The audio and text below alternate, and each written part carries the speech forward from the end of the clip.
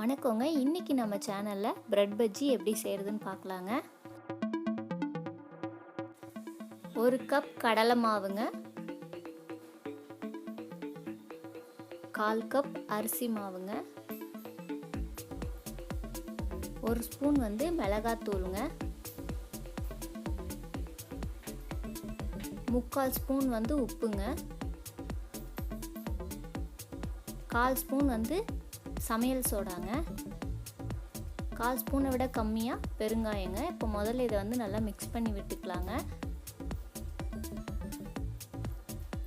இதுக்கப்புறம் கொஞ்சம் கொஞ்சமாக தண்ணி ஊற்றி கொஞ்சம் திக்னஸாக இதை நல்லா கரைச்சிக்கலாங்க. தண்ணி ஒட்டுக்கா ஊற்றி ரொம்ப தண்ணியாட்டம் போயிடுச்சுன்னா பஜ்ஜி எண்ணெய் குடிச்சிரும். அதனால் கொஞ்சம் கொஞ்சமாக தண்ணி ஊற்றி நல்லா திக்காக இதை கலக்கிக்கலாங்க.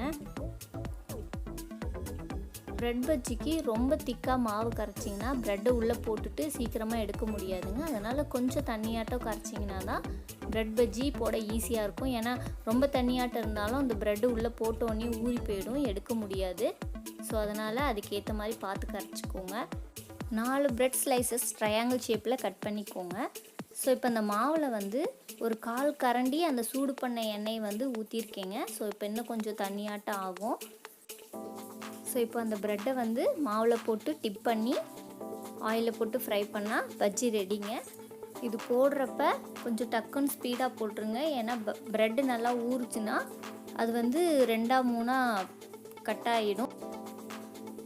அவ்வளோதாங்க, ப்ரெட் பஜ்ஜி ரெடி ஆகிடுச்சு.